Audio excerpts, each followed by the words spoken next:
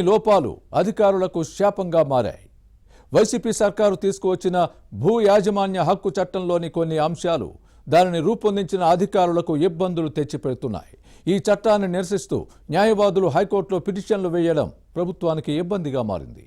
దీంతో ప్రస్తుతానికి దీనిని అమలు చేయడం లేదని స్పష్టం చేసింది. కానీ చట్టం రూపొందించిన అధికారులపై ముఖ్యమంత్రి జగన్ సీరియస్ అయ్యారనే టాక్ ఉంది.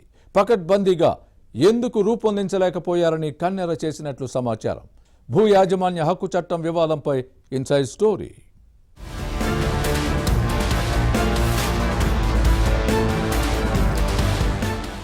రాష్ట్ర ప్రభుత్వం తీసుకొచ్చిన భూ యాజమాన్య హక్కు చట్టం వివాదాలమయంగా మారింది. న్యాయాధికారులను రెవెన్యూ శాఖ పరిధిలోకి తీసుకురావడంపై నిరసనలు వ్యక్తమవుతున్నాయి. విధులను బహిష్కరించిన న్యాయవాదులు హైకోర్టులో పిటిషన్లు వేశారు.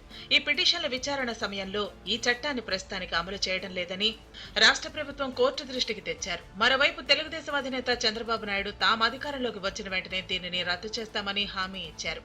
ఈ చట్టాన్ని అడ్డం పెట్టుకుని అధికార పార్టీ నేతలు పేదల భూములను పరాధీనం చేస్తారనే వాదనలో ఉన్నాయి. బలవంతంగా రాయించుకునే ప్రమాదం పొంచి ఉందనే ప్రచారం జరుగుతోంది.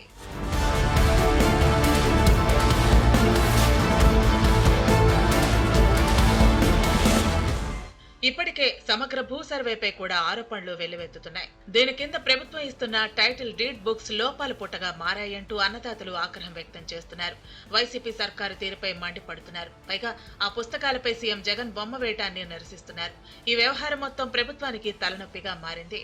భూ యాజమాన్య హక్కు చట్టం రూపకల్పన విషయంలో సర్కారు నిర్వాకాన్ని జనంతో పాటు విపక్షాలు, న్యాయ నిపుణులు నిలదీయటంతో సీఎం జగన్ కు చిర్రెత్తుకొచ్చిందట. ఈ మొత్తం వ్యవహారంపై అధికారులను ప్రశ్నించినట్టు సమాచారం. చంద్రబాబు హయాంలో రాజధాని అమరావతి నిర్మాణానికి భూ సమీకరణ చట్టం కింద 34,000 ఎకరాలను సేకరించడం జరిగింది.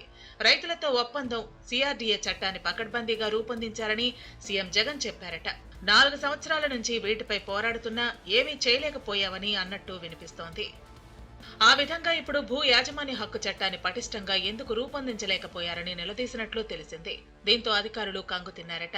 సిఆర్డీఏ చట్టం, భూ సమీకరణ ఒప్పందంపై హైకోర్టు, సుప్రీంకోర్టుకు వెళ్లినా ఏమీ చేయలేకపోయామంటూ అధికారుల తీరుపై అసహనం వ్యక్తం చేశారని సమాచారం.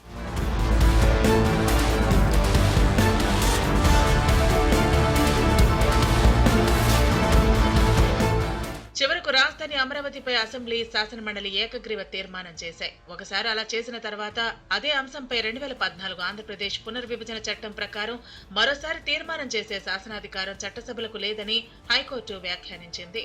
ఈ నేపథ్యంలోనే సిఆర్డీఏ చట్టంతో పాటు భూ సమీకరణ ఒప్పందాన్ని పకడ్బందీగా తయారు చేసిన విషయం ఈ ప్రభుత్వానికి ఇప్పుడు తెలిసిందని అధికార వర్గాల్లో చర్చ జరుగుతోంది. చివరకు కోర్టులు కూడా ఏమీ చేయలేకపోయాయని, ముఖ్యమంత్రి ఆలస్యంగా తెలుసుకున్నారని ఉన్నతాధికారి ఒకరు ఆఫ్ ది రికార్డుగా చెప్పారు. సిఆర్డీఏ మాస్టర్ ప్లాన్ కు విరుద్ధంగా R5 జోన్ ను ఏర్పాటు చేసి పేదల ఇళ్ల స్థలాలకు సెంటు భూమి కేటాయించింది. కానీ ఇళ్ల నిర్మాణం చేపట్టకుండా హైకోర్టు స్టే ఇచ్చిన విషయాన్ని కూడా అధికారులు గుర్తు చేస్తున్నారు.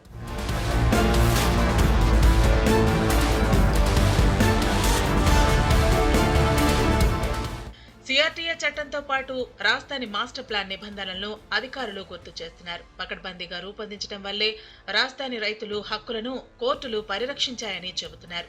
ముఖ్యమంత్రి జగన్ ఈ పరిణామాన్ని జీర్ణించుకోలేకపోయారని అంటున్నారు. సిఆర్డీఏ భూ సమీకరణ చట్టాలను పకడ్బందీగా రూపొందించినప్పుడు భూ యాజమాన్య హక్కు చట్టాన్ని అలా ఎందుకు తయారు చేయలేకపోయారని సీఎం నిలదీయటంతో సమాధానం చెప్పలేక అధికారులు నీళ్లు నమిలారట.